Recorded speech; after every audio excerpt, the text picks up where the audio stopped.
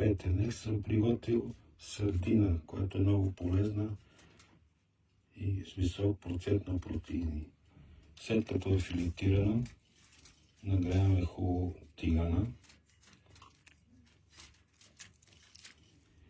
и почваме да нареждаме.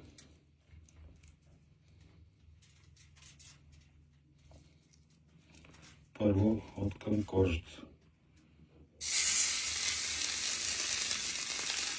Тя е дребна, филетирана и става много бързо, но не трябва да го прибързваме. След като маринаваме в анчогарово олио, става толкова морска сол, почваме да я печем. 2-3 минути от към кожата, 1-2 минути от към филето.